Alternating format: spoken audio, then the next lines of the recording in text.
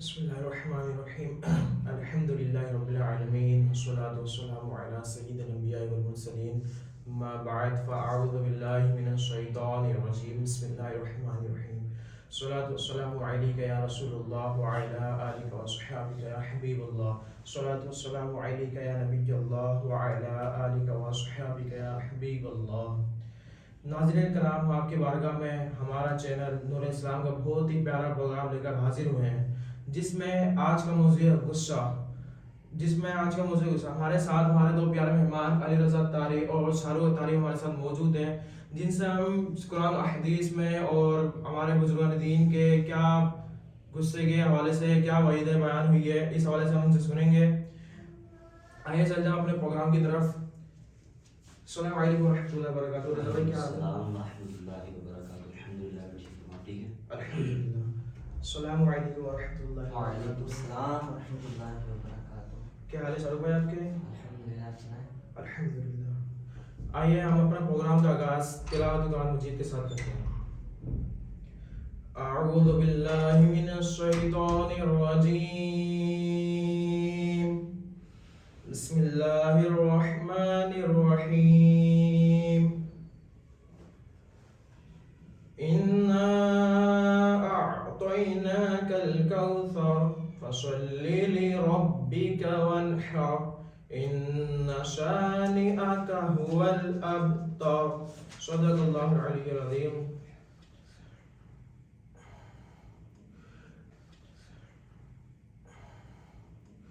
اچھا علی رضا بھائی، غصے کے متعلق قرآن پاک اور احادیث میں ہمارے لیے کیا رہنمائی بیان ہوئی ہے اور اس حوالے سے اور کیا وعید بیان ہوئی ہے، اس پر آپ تھوڑے سے ہمیں وضاحت فرما دیں. بسم اللہ الرحمن الرحیم. الحمدللہ رب العالمین والصلاة والسلام علی سید الانبیاء والمرسلین. عبدالحنان بھائی، اللہ تبارک و تعالیٰ جل جلالہ نے قرآن مجید فرقان حمید برہان رشید میں آیت مبارکہ نازل فرمائی: اذ جعل الذین کفروا فی قلوبہم الحمیۃ حمیۃ الجاہلیہ وانزل اللہ سکینتہ علی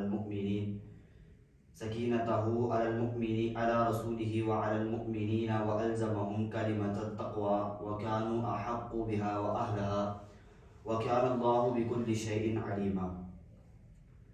ترجمہ کنز ایمان: جب کافروں نے اپنے دلوں میں اور ضد رکھی ہے کہ وہ زمانہ جاہلیت کی، تو اللہ عز و جل نے اپنا اطمینان اپنے رسول ایمان والوں پر اتارا، اور اللہ تبارک و تعالیٰ سب سے زیادہ جاننے والا ہے. اب میرے سرتاج سیدی و مرشدی و سندی امام محمد بن محمد غزالی رحمۃ اللہ تعالیٰ علیہ احیاء علوم کے اندر اس آیت کے تحت فرماتے ہیں کہ یہ آیت مبارکہ جب اللہ تبارک و تعالیٰ جل جلالہ نے نازل فرمائی تو کفار مکہ کی مذمت بیان ہوئی. اس آیت مبارکہ میں کہ کفار مکہ کی مذمت یہ بیان ہوئی کہ انہوں نے باطل غصے کی بنا پر اپنے اندر اکڑ پیدا کی، اپنے اندر غصے کو پیدا کیا. تو اللہ تبارک و تعالیٰ نے جاہلیت کی حمیت یعنی غیرت کا مظاہرہ فرمایا. ان غصے کی بنیاد پر جب انہوں نے جاہلیت کی یعنی غیرت کی حمیت کا مظاہرہ کیا، تو جب اللہ تبارک و تعالیٰ جل جلالہ نے مسلمانوں کی تعریف کرتے ہوئے ارشاد فرمایا، اللہ عز و جل پر اس کا سکون نازل اتارا. اس کے متعلق ارشاد فرمایا. اگر ہم رسول اللہ صلی اللہ تعالیٰ علیہ وآلہ وسلم کی احادیث مبارکہ کی طرف نظر کریں تو آقا عالم نور مجسم صلی اللہ تعالیٰ علیہ وآلہ وسلم کا فرمان عالی شان ہے. ایک شخص نے عرض کی، یا رسول اللہ صلی اللہ تعالیٰ علیہ وآلہ وسلم، مجھے کوئی مختصر سا عمل بتائیے جس سے میں کروں اور جنت میں داخل ہو جاؤں. تو آقا عالم صلی اللہ تعالیٰ علیہ وآلہ وسلم نے ارشاد فرمایا، لا تغضب، یعنی تم غصہ نہ کرو. اور ایک اور روایت میں حضرت سیدنا عبداللہ بن عمر رضی اللہ تعالیٰ عنہ سے روایت ہے، آپ نے عرض کی، یا رسول اللہ صلی اللہ تعالیٰ علیہ وآلہ وسلم، مجھے کوئی ایسا عمل بتائیے کہ جس سے میں کروں اور جنت میں داخل ہو جاؤں. تو رسول اللہ صلی اللہ تعالیٰ علیہ وآلہ وسلم نے ارشاد فرمایا کہ یا ابن عمر، یا عبداللہ بن عمر، لا تغضب، یعنی اے ابن عمر تم غصہ نہ کرو. اب عبدالحنان بھائی، ان دونوں حدیث مبارکہ کو دیکھیں اور قرآن کی آیت کو اگر ہم سامنے پس منظر پہ رکھیں تو دونوں سے ہمیں یہی معلوم ہوتا ہے وہاں کفار مکہ کی مذمت بیان کی. مذمت کہتے ہیں برائی اور بیان کرنا یا اس کو ٹوکنا اس ایک انداز ہے. اور احادیث مبارکہ کی طرف اگر ہم غور کریں تو اس میں بھی رسول اللہ صلی اللہ تعالیٰ علیہ وآلہ وسلم نے یہی فرمایا کہ لا تغضب، کہ تم غصہ نہ کرو. کہیں بھی یہ نہیں فرمایا کہ تم غصہ کرو، نہ مذمت بیان فرمائی کہ لا تغضب، تم غصہ نہ کرو۔ اللہ تبارک و تعالیٰ کی بارگاہ میں ہمیں بھی دعا کرتے رہنا چاہیے کہ اللہ تبارک و تعالیٰ ہمیں بھی ایسے غصے جیسی بری آفات سے بلیات سے محفوظ فرمائے۔ آمین۔ اللہ اللہ، جیسا کہ ہم نے سنا غصے کے بارے میں ہمارے پیارے بھائی علی اظہر بھائی نے اتنی احادیث مبارک سنائی ہے۔ اب اسی کے متعلق ہم شاہ رخ بھائی سے بھی کچھ سنتے ہیں۔ شاہ رخ بھائی، کیا غصے پینے پر ہمارے اسلاف صحابہ کرام اور بزرگان دین کا کیا انداز ہوا کرتا تھا غصے کے بارے میں؟ تو اس پہ بھی آپ تھوڑا سا، جیسا علی اظہر بھائی نے قرآن حدیث میں ارشاد فرمائی ہے، تو آپ بزرگان دین کے تھوڑے سے۔ نحمده ونصلي ونسلم على رسوله الكريم اعوذ باللہ من الشیطان الرجیم بسم اللہ الرحمن الرحیم۔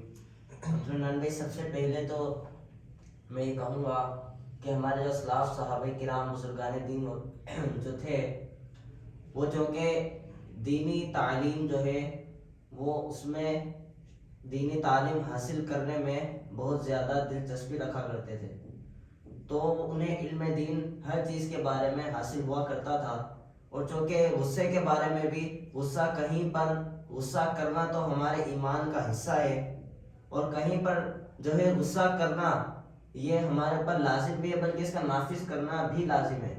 اور بعض جگہ اور اپنی جان کے لیے، اپنے نفس کے لیے غصہ کرنا تو اس کی مذمت ہے۔ تو اب ہر کام کے حساب سے دیکھا جائے گا کہ غصہ کہاں پر کرنا لازم ہے، کہاں پر غصہ نہیں کرنا ہے۔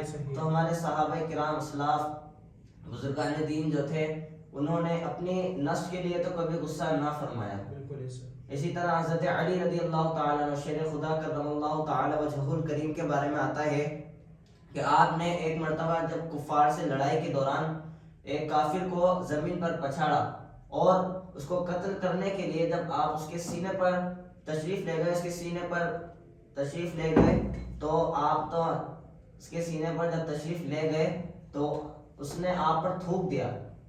جب اس نے مولا علی کرم اللہ تعالیٰ وجہہ الکریم پر تھوک دیا تو آپ اس کو قتل کرنے کے بجائے پیچھے آ گئے۔ لوگوں نے عرض کی کہ حضور، ایک تو آپ اس کو قتل کرنے کے لیے تشریف لے گئے، اور پھر اس نے جب آپ پر تھوکا تو آپ نے واپس تشریف لائے۔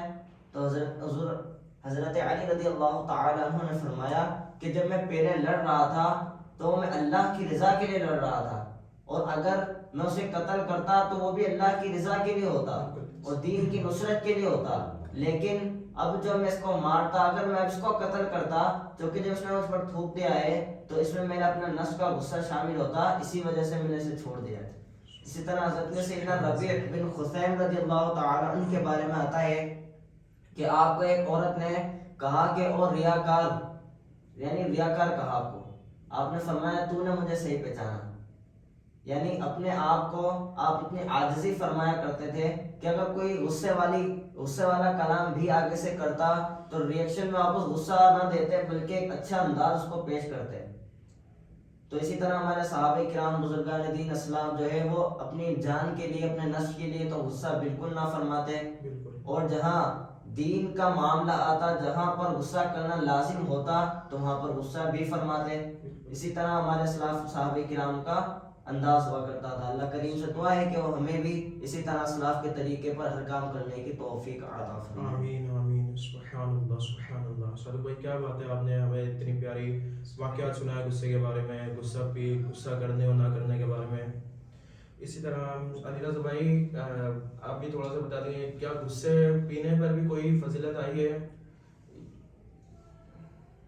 عبدالرحمن بھائی، اللہ تبارک و تعالیٰ جل جلالہ نے قرآن پاک میں ایک آیت مبارکہ نازل فرمائی، وَالْقَاذِمِينَ الْغَيْظَ وَالْعَافِينَ عَنِ النَّاسِ۔ اس کا پس منظر پہلے آپ کو بعد میں بتاؤں گا، لیکن ایک واقعہ، ایک حکایت کی طرف آپ کو لے کے چلتا ہوں۔ حکایت بھی بڑی زبردست ہے، پھر وہ حکایت اسی آیت کے تحت مل کے مکمل ہو جاتی ہے۔ ہمارے پہلے زمانے کے بڑے ہی پیارے بزرگ، اللہ کے بہت ہی مشہور و معروف بزرگ حضرت سیدنا مالک بن دینار رحمۃ اللہ تعالیٰ علیہ، ان کا بڑی زبردست واقعہ، جب میں نے پڑھا تو یار دل باغ ہو گیا، باغ ہو کے باغ مدینہ ہو گیا۔ آپ کے بارے میں آتا ہے کہ آپ نے حضرت سیدنا مالک بن دینار رحمۃ اللہ تعالیٰ علیہ نے ایک گھر کرایہ پر لیا، ایک گھر کرایہ پر لیا جو اس کے اوپر والی بلڈنگ تھی نا، اس کے اوپر والا فلور، اس کے اندر ایک یہودی کا گھر تھا، یعنی اس کے اوپر ایک یہودی رہا کرتا تھا۔ تو تو یہودی کا جو پائپ ہوتا ہے، نالے کا پائپ ہوتا ہے جسے بولے ہیں گندا آتا ہے یا پانی وغیرہ آتا ہے، وہ حضرت سیدنا مالک بن دینار رحمۃ اللہ تعالی کے گھر کے اندر سے تھا. تو حضرت سیدنا مالک بن دینار رحمۃ اللہ تعالی سے اس نے دشمنی کی وجہ سے اپنے گھر کا تمام پانی، گندا کچرا سب وہ مالک بن دینار رحمۃ اللہ تعالی کے گھر میں پھینک دیتا. تو ایک دن مالک بن دینار رحمۃ اللہ تعالی وہ اللہ کے ولی تھے، تو اللہ کے ولی تھے تو پھر وہ روزانہ اس کو بغیر غصہ کے اس کو صاف کر دیتے، جتنی مرتبہ آتا وہ صاف کرتے تھے، جتنی مرتبہ آتا صاف کرتے. انہوں نے غصہ نہیں کیا، وہ بھی چاہتے تو غصہ کرتے تھے کہ نہیں بھائی ہم بھی جا کے لڑیں، نہ غصہ نہ، کیونکہ اللہ کے ولی کی ایک نشان بھی تو یہ ہے کہ وہ شفیق ہوتا ہے. بالکل ایسا ہی ہے. وہ سے پاک رحمۃ اللہ تعالی نے ارشاد بھی فرمایا ہے. تو حضرت کا یہ معمول تھا کہ جب بھی کچرا اور گند آتا آپ کے گھر میں تو آپ اس سے لڑنے نہ جاتے. ایک دن کچھ ایسا ہوا کہ وہ یہودی خود آپ کے گھر میں تشریف لے آیا. میں تو اس یہودی کو کہوں گا کہ اس یہودی کی قسمت جا اٹھی کہ آپ کے گھر میں تشریف لے آیا. سبحان اللہ. تو پھر فرمایا کہ یا مالک بن دینار کہ تمہیں غصہ نہیں آتا کہ تم اتنا کچھ دیکھتے ہو اور اتنا گند آتا ہے، تمہیں غصہ نہیں آتا؟ تو حضرت سیدنا مالک بن دینار رحمۃ اللہ تعالی نے بڑا پیارا جواب دیا. فرماتے غصہ تو مجھے بہت آتا ہے، لیکن جب سے میرے رب تبارک و تعالی نے فرمانے محبت نشان فرمایا نا کہ والقاظمین الغیظ والعافین عن الناس، یعنی غصہ پینے والے اور اللہ تبارک و تعالی کو اور لوگوں سے درگزر کرنے والے. فرمایا اللہ تبارک و تعالی جب یہ آیت نازل فرمایا کہ اللہ کے محبوب ہے، فرمایا جب سے میں نے یہ تمام کام چھوڑ دیے غصہ کرنے ہو گیا. اور ایک اور مجھے حدیث مبارکہ یاد آتی ہے، رسول اللہ صلی اللہ تعالی علیہ وآلہ وسلم کی حدیث کی طرف دیکھیں تو آیت تو ہو گئی والقاظمین الغیظ، قرآن پاک سے بھی غصہ نہ کرنے کے متعلق ہمیں مل گیا. لیکن اب احادیث مبارکہ کی طرف ہم غور کریں تو بہت ہی پیارے مشہور و معروف صحابی حضرت سیدنا ابو درداء رضی اللہ تعالیٰ عنہ، آپ کے بارے میں آتا ہے، آپ فرماتے ہیں کہ میں نے عرض کری اللہ کے رسول صلی اللہ تعالیٰ علیہ وآلہ وسلم کے بارے میں، فرماتے ہیں کہ یا رسول اللہ صلی اللہ تعالیٰ علیہ وآلہ وسلم مجھے کوئی ایسا عمل بتائیے، ارشاد فرمائیے جو مجھے جنت میں داخل کر دے. کیا فرمایا کہ جو مجھے کچھ ایسا عمل بتائیے کہ جو مجھے جنت میں داخل کر دے. تو رسول اللہ صلی اللہ تعالیٰ علیہ وآلہ وسلم نے ارشاد فرمایا یا ابو درداء لا تغضب ولک الجنہ، فرمایا اے ابو درداء تم غصہ نہ کرو، غصہ نہ کرو گے تو کیا ہو تمہارے لیے جنت ہے. عبد الرحمن بھائی یہ بہت ہی مشہور معروف حدیث پاک ہے، اور امام طبرانی کی کتاب معجم الاوسط میں یہ اپنی زینت آپ ہے. اور اگر اس حدیث پاک کی طرف اگر ہم غور کریں تو دو نقطے ہمیں معلوم ہوتے ہیں. اس سے پہلا تو یہ ہے کہ رسول اللہ صلی اللہ تعالیٰ علیہ وآلہ وسلم نے غصہ نہ کرنے والوں کو جنت کی بشارت دی، اور دوسرا یہ ہے کہ رسول اللہ صلی اللہ تعالیٰ علیہ وآلہ وسلم کو مالک مختار بنایا ہے تبارک و تعالی. مالک مختار یعنی مختار کل ہونے کی دلیل یہ ہے کہ رسول اللہ جس کو چاہیں وہ جنت عطا کریں، جس کو چاہیں دوزخ عطا کریں. لیکن رسول اللہ صلی اللہ تعالی وسلم نے فرمایا کہ لا تغضب ولک الجنہ، یعنی مختار کل بھی ہیں تو مختار کل ہونے کی بھی ہمیں دلیل مل گئی اس آیت مبارکہ سے. اور ایک اور روایت جو بہت ہی پیاری اور مشہور و معروف مستند و معتبر معبر کتاب صحیح البخاری شریف میں جامع کوثر پلانے والے آقا، شفاعت کرنے والے آقا صلی اللہ تعالیٰ علیہ وآلہ وسلم کا فرمان ہے. فرمایا طاقتور وہ انسان نہیں جو پہلوان ہو، جو پچھاڑنے پر قدرت رکھتا ہو. تو یہ فرمایا کہ پہلوان وہ ہے جس کو غصہ آئے اور وہ اپنے غصے پر قابو کر لے. یہ رسول اللہ صلی اللہ تعالیٰ علیہ وسلم نے فرمان فرمایا. پر ایک جگہ اور فرمان مصطفیٰ صلی اللہ تعالیٰ علیہ وآلہ وسلم فرمایا کہ جو غصہ نکالنے پر قدرت رکھنے کے باوجود اسے پی لے تو اللہ تبارک و تعالیٰ قیامت کے دن اس کے دل میں اپنی خوشنودی یعنی معمور سے بھر دے گا. معمور یعنی معمور فرمائے گا. سبحان اللہ، کیا ہی پیاری حدیث پاک ہے. اور ایک اور مجھے حدیث پاک یاد آئی جو کہ جمع الجوامع میں اپنی زینت ہے. اللہ کے پیارے حبیب علیہ الصلوۃ والسلام نے ارشاد فرمایا جس نے غصے کو روک لیا، جس نے غصے آنے پر غصہ آیا بندہ جس نے غصے کو روک لیا حالانکہ وہ اسے نافذ کرنے پر قدرت رکھتا تھا، تو فرمایا اللہ تبارک و تعالیٰ قیامت کے دن اس شخص کو تمام مخلوق کے سامنے بلائے گا. بلانے کے بعد اسے اختیار دے گا کہ جس حور کو تم چاہو لے لو. یار اتنا بڑا انعام. اگر ہم حوروں کے بارے میں تو آتا ہے کہ اگر وہ دنیا کے اندر اپنا ایک پردہ ظاہر کر دیں، دکھا دیں تو ہم پوری دنیا والے بے ہوش ہو جائیں، مر جائیں. اور اگر سمندر میں تھوک پھینکے تو پورا سمندر کھارا سمندر میٹھا ہو جائے. تو فرمایا کہ اللہ تبارک و تعالیٰ جل جلالہ تمام مخلوق کے سامنے اسے بلائے گا اور بلانے کے ساتھ اسے فرمائے گا کہ جسے چاہے حور لے لے، جسے چاہے حور لے لے. اور مجھے ایک اور واقعہ یاد ہے سیدی اعلیٰ حضرت امام احمد رضا خان کا. اعلیٰ حضرت امام احمد رضا خان فاضل بریلوی رحمۃ اللہ تعالی کے پاس ایک ڈاک آیا، یعنی ایک خط آیا. جب خط آیا تو آپ نے جب اسے پڑھا تو وہ جو خط تھا وہ مغلظات سے بھرا ہوا تھا. مغلظات یعنی گالیوں سے بھرپور تھا، گالیوں سے بھرا ہوا تھا. تو جب آپ کے مریدین متعلقین محبین معتقدین نے پڑھا تو ان کو ظاہر سی بات ہے غصہ آ گیا. آج اگر ہم دیکھیں تو کوئی ہمارے والد صاحب کے بارے میں بولے تو ہمیں کتنا غصہ آتا ہے, تو پھر وہ ہوتے تو ان کو غصہ آ گیا. فرمایا صحیح جس کے 4 مرید ہوتے ہیں اسے بندہ نہیں جو ہے اگر کوئی کچھ کہہ دے تو مریدوں کو غصہ آ جاتا ہے, صرف 4 مرید ہیں. اور اعلیٰ حضرت کے تو ماشاءاللہ کروڑوں میں چاہنے والے ہیں ماشاءاللہ, پھر ان کا بھی ماشاءاللہ. تو جب خطوط پڑھے تو سیدی اعلیٰ حضرت امام احمد رضا خان فاضل بریلوی رحمۃ اللہ تعالیٰ علیہ کے مریدین کو کیا تھا, غصہ آیا. تو وہ سیدی اعلیٰ حضرت رحمۃ اللہ تعالیٰ علیہ کی بارگاہ میں عرض کرنے لگے, یا سیدی ہم اس کے خلاف کیس کریں گے, یعنی اس کی ہم FIR کٹوائیں گے, درج کریں گے اس کا مقدمہ. تو یقین کریے سیدی اعلیٰ حضرت وہ بھی کہتے تھے نہیں, وہ کہہ سکتے تھے کہ تم کرواؤ گے, لیکن انہوں نے یہ نہ کہا, لیکن فرمایا کہ آپ سب سے پہلے جو تعریفوں کے پھول باندھتے ہیں, تعریفوں کے وہ کرتے ہیں, ان کو ان کے جا کر ان کے تقسیم جائیداد کو تقسیم کرو, ان کے جا کے پہلے تقسیم جائیداد کو تقسیم کرو, پھر جو مغلظات بکتے ہیں یعنی گالیاں وغیرہ بکتے ہیں ان کو پھر انعام دیں گے, ان کو پھر ان کے بارے میں مقدمہ درج کروانا. اس کا مطلب کیا, اس کا مطلب یہ نکلا کہ جو ہماری تعریفیں کرتا ہے, ہمارے انعام کے ہمارے اچھائیوں کے پھول باندھتا ہے, تو اس کے لیے تو ہم کیا, اس کو تو ہم انعام دیتے نہیں ہیں, بلکہ انعام تو نہیں دیتے. تو فرمایا اس کو بھی انعام, تو اس کو مقدمہ درج کروا کے ہم اس کو یہ مقدمہ درج کروانے کے انعام کیوں دیں, یہ آپ نے فرمایا. اگر آپ چاہتے تو بولتے غصہ کرو ہاں اس کی درج کرو, لیکن نہیں, وہ اعلیٰ حضرت امام احمد رضا خان فاضل بریلوی رحمۃ اللہ تعالیٰ علیہ تھے. اسی طرح تو ہم کہتے ہیں کہ وادی رضا کی ہے کوئی مالا رضا کا ہے, جس سے ہم دیکھیے وہ علاقہ رضا کا ہے, وادی رضا کی ہے کوئی مالا رضا کا. باقی آپ نے جو فرمایا کمال کا شعر فرمایا. سبحان اللہ سبحان اللہ. علی رضا وائنا میں اعلیٰ حضرت علیہ رحمۃ الرحمان کی بہت ہی پیاری حکایت سنائی ہے, دل خوش ہو گیا ہے علی رضا بھائی کی یہ حکایت سن کر. سبحان اللہ. شاہ رخ بھائی اس طرف بھی ہمارے علم میں فرمائیں کہ غصے کے اسباب کیا ہیں, غصہ کیسے پیدا ہوتا ہے اور ہم غصے پر قابو کیسے پا سکتے ہیں, اس پر آپ تھوڑی سی ہمارے لیے اور ناظرین کے لیے وضاحت فرما دیں. بسم اللہ الرحمن الرحیم. سب سے پہلے تو یہ کہ ماہرین نفسیات کے مطابق انسان کے اندر بنیادی طور پر 6 قسم کے جذبات پائے جاتے ہیں. ان میں سے خوشی, ایک ہوتا ہے بندہ خوش ہوتا ہے, ایک ہوتا ہے بندہ غمگین ہوتا ہے, خوش ہونا ہے, غمگین ہونا ہے, اپنا غصہ ہونا ہے, حیرت زدہ ہونا ہے, اور خوف اور گھبراہٹ.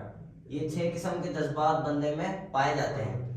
بندہ چھوٹا بچہ ہو یا بڑا جوان ہو, بوڑھا ہو یا جو ہے ادھیڑ عمر میں ہو, یعنی عمر کے کسی بھی حصے میں ہو, ہمیں کہیں نہ کہیں غصے کا سامنا کرنا پڑتا ہے. اور اگر کوئی شخص یہ کہتا ہے کہ جناب مجھے بالکل بھی غصہ نہیں آتا, تو یہ جو ہے اس کا کہنا غلط ہوگا, کیونکہ غصے کا آنا یہ ایک فطری عمل ہے. قابل غور یہ ہے کہ ہم اسے نافذ کیسے کرتے ہیں. جیسا کہ آپ نے مجھ سے پوچھا کہ غصہ آنے کا اسباب کیا ہے, تو غصہ آنے کے اسباب میں سے سب سے پہلے تو میں بتاتا چلوں کہ غصہ آنا یہ ایک فطری عمل ہے, یہ تو ہمیں آ سکتا ہے, لیکن ہم غصے کو نافذ کیسے کرتے ہیں, سب سے پہلے ہمیں اس پر غور کرنا ہوگا. دوسری بات, غصے پر قابو پانے کے لیے ہمیں درج ذیل جو میں ابھی عرض کرنے لگا ہوں, ان امور پر انشاءاللہ ہم اگر توجہ کریں گے تو غصہ آنے کی عادت جو ہے وہ انشاءاللہ کم ہوتی جائے گی. سب سے پہلے تو یہ کہ ہمیں غصے کے بارے میں بنیادی اسلامی تعلیمات حاصل کرنا ہوں گی, اور یہ بات بحیثیت مسلمان ہمیں اس بات کا علم ہونا ضروری ہے کہ بعض صورتوں میں غصے کا آنا ہمارے ایمان کا حصہ ہے. کیونکہ صحابہ کرام رضی اللہ تعالی عنہ نے جنگیں لڑی ہیں اسلام کے لیے, تو کیا جنگیں کیا بغیر غصے کے ہو گئی؟ غصے کے تو بعض صورتیں ایسی ہیں کہ جہاں پر غصہ آنا ہمارے ایمان کا حصہ ہے, اور بعض صورتیں ایسی ہیں کہ شریعت کے مطابق نہ صرف غصے کا آنا ضروری ہے بلکہ اسے نافذ کرنا بھی ضروری ہے. ایک حاکم کو مجرم کو سزا دینی ہے تو کہاں دینی ہے, کتنی دینی ہے, اور دینی پہ ہے نا, اس کی پوری گائیڈ لائن اسلام میں موجود ہے. اسی طرح مرد اپنے ماتحت افراد پر, بیوی بچوں پر حاکم ہے, اور اس سے اپنی ذمہ داری کے بارے میں سوال ہوگا, تو ظاہر ہے کہ اس کے بھی کچھ ذمہ داریاں بنتی ہیں. تو اب وہ اس کے زمرے میں آئے گا نہیں, اس کے بارے میں ہمیں ایک تفصیلی معلومات حاصل کرنا ہوں گی. اور اس کے لیے میں آپ کو مشورہ دوں گا کہ مکتبۃ المدینہ کا بہت ہی پیارا رسالہ غصے کا علاج اور امام غزالی علیہ رحمہ کی بہترین کتاب ہے احیاء العلوم، اس کے اندر غصے کا بیان انشاءاللہ ضرور آپ پڑھے گا انشاءاللہ، بار بار پڑھیں اور بار بار پڑھیں انشاءاللہ. اس کو جو ہے اگر ہم پڑھیں گے تو انشاءاللہ بہت زیادہ فائدہ حاصل ہوگا. اچھا، غصے آنے کے اسباب میں سے ایک دوسروں کا رویہ ہوتا ہے کہ ہمیں دوسروں کے رویوں پر غصہ آتا ہے کہ یار میں نے اس کو یہ کہا تھا اس نے ابھی تک یہ نہیں کیا، فلاں کو میں نے یہ کہا تھا اس نے ابھی تک یہ نہیں کیا. تو اس کا جو حل ہے وہ یہ ہے، اصل جو مسئلہ ہے کہ یہ جو ہمیں دوسروں کے رویوں پر غصہ آتا ہے یہ اصل میں دوسروں کا رویہ نہیں ہوتا بلکہ ہمارا اپنا رویہ ہوتا ہے. ہم اپنی ضروریات کو دوسروں کی ضروریات پر ترجیح دیتے ہیں، حالانکہ اس کا جو حل ہے اس کی اصلی جو سبب ختم کرنے کا کہ سب سے پہلے تو یہ کہ ہم اپنی ضروریات کو دوسروں کی ضروریات پر ترجیح نہ دیں، بلکہ دوسروں کی ضروریات کو جب ہم اپنی ضروریات پر ترجیح دیں گے تو ایک اعلیٰ خصلت ہے. اور جب ہم دوسروں کی ضروریات کو اپنی ضروریات پر ترجیح دیں گے تو ہماری خود بخود جو ہے عزت ہوگی، ہماری بات مانی جائے گی، اور جب بات مانی جائے گی تو غصے تک نوبت ہی نہیں آئے گی.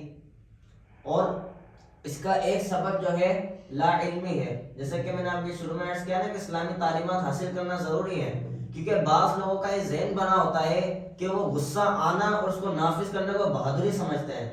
وہ یہ سمجھتے ہیں کہ بہادر جو غصہ جس کو زیادہ آتا ہے اور جو غصہ نافذ بھی کرتا ہے تو اس کو بہادری کی علامت سمجھتے ہیں، حالانکہ ایسا نہیں ہے. اسی طرح جو بری صحبت ہوتی ہے، غصے والے لوگوں کی صحبت، دنیاوی لوگوں کی اور دیگر جو بری صحبت جو ہوتی ہے، اس سے بھی بندے کے اندر وسیلہ پن، چڑچڑا پن جو ہے پیدا ہوتا ہے. اور اس کے اسباب میں سے ایک جو سبب ہے غصہ آنے کے اسباب میں سے جو ہے سبب ہے ایک وہ یہ ہے کہ بندے کی بہت سی ضروریات ہوتی ہیں تو جن کے بغیر ان کا گزارا مشکل ہوتا ہے. انسان کا گزارا جن ضروریات کے بغیر مشکل ہوتا ہے، ان میں سے بعض ضروریات تو وہ ہیں کہ جو ہماری زندہ رہنے کے لیے ضروری ہے، جیسے کھانا پینا، سونا، لباس وغیرہ. اور اسی طرح بعض کا جو تعلق ہے وہ ہماری سیفٹی سے ہے، جیسے کہ جان کی حفاظت، مال کی حفاظت، سردی گرمی وغیرہ سے حفاظت.